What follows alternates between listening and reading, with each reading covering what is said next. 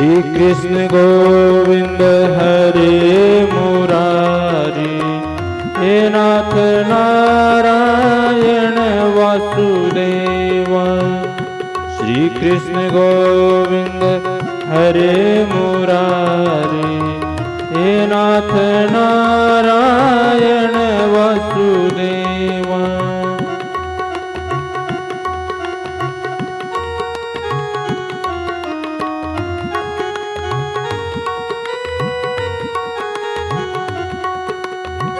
हे नाथ नारायण वासुदेव, हे नाथ नारायण वासुदेव।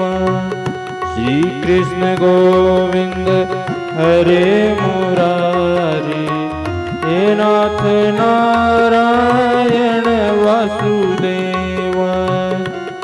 बोलो कृष्णचंद्र भगवान की जय। धर्मराज युधिष्ठिर बोले, हे भगवान, आपने माघ माह की कृष्ण पक्ष की षटतिला एकादशी का तो अत्यंत सुंदर वर्णन किया है।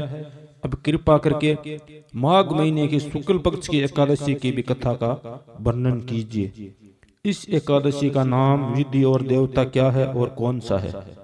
श्री कृष्ण भगवान बोले, हे राजन, माघ महीने की शुक्ल पक्ष की एकादशी का नाम जया है। इस एकादशी के व्रत से मनुष्य ब्रह्म हत्या के पाप से छूट जाते हैं और अंत में उनको स्वर्ग की प्राप्ति होती है। इस व्रत से मनुष्य कुयोनि अर्थात भूत प्रेत पिशाच आदि की योनि से छूट जाता है। अतः इस एकादशी के व्रत को विधि पूर्वक करना चाहिए। हे राजन, मैं एक पुरानी कथा कहता हूँ। एक समय इंद्र नागलोक में अपनी इच्छा अनुसार अप्सराओं के साथ रमण कर रहा था। गंधर्व गान कर रहे थे। वहां गंधर्वों में प्रसिद्ध पुष्पवंत, उसकी लड़की तथा चित्रसेन की स्त्री मलिन, ये सब थे। उस जगह मलिन का लड़का पुष्पवान और उसका लड़का माल्यवान भी था। उस समय पुष्पवती नामक एक गंधर्व स्त्री माल्यवान को देखकर मोहित हो गई और कामबाण से चलायमान होने लगी। उसने रूप, सौंदर्य, हाव भाव आदि के द्वारा माल्यवान को वश में कर लिया। पुष्पवती के सौंदर्य को देखकर माल्यवान भी मोहित हो गए। अतः दोनों कामदेव के वश में हो गए।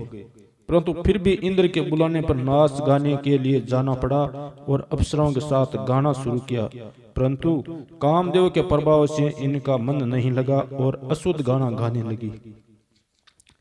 इनके भाव भंगिमाओं को देखकर इंद्र ने इनके प्रेम को समझ लिया और इसमें अपना अपमान समझकर इंद्र ने इन्हें श्राप दे दिया कि तुम स्त्री पुरुष के रूप में मृत्युलोक में जाकर पिशाच का रूप धारण करो और अपने कर्मों का फल भोगो। इंद्र का श्राप सुनकर यह अत्यंत दुखी हुआ और हिमालय पर्वत पर पिशाच बनकर दुख पूर्वक अपना जीवन व्यतीत करने लगा। रात दिन में उन्हें एक क्षण भी निंद्रा नहीं आती थी। इस स्थान पर अत्यंत सर्दी थी।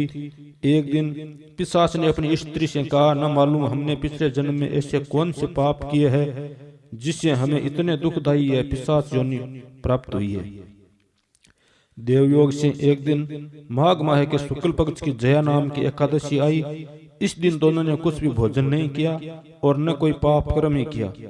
इस दिन केवल फल फूल खाकर ही दिन व्यतीत किया और महान दुख के साथ पिंपल के वृक्ष के नीचे बैठ गए। वह रात्रि इन दोनों ने एक दूसरे से चिपटकर बड़ी कठिनता के साथ काटी। सर्दी के कारण उनको रात्रि में निंद्रा भी नहीं आई। दूसरे दिन प्रातःकाल होते ही भगवान के प्रभाव से उनकी पिशाच देह छूट गई और अत्यंत सुंदर अप्सरा और गंधर्व की देह धारण करके तथा सुंदर वस्त्रों तथा आभूषणों से अलंकृत होकर नागलोक को प्रस्थान किया। आकाश में देवगण तथा गंधर्व इनकी स्तुति तथा पुष्प वर्षा करने लगे। नागलोक में जाकर इन दोनों ने देवराज इंद्र को प्रणाम किया। इंद्र को भी इन्हें अपने प्रथम रूप में देखकर महान आश्चर्य हुआ और इससे पूछने लगे कि तुमने अपनी पिशाच देह से किस प्रकार छुटकारा पाया, सो अब बतलाओ। इस प्रकार माल्यवान बोले कि हे देवेंद्र, भगवान विष्णु के प्रभाव तथा जया एकादशी के व्रत के पुण्य से हमारी पिशाच देह छुट्टी है।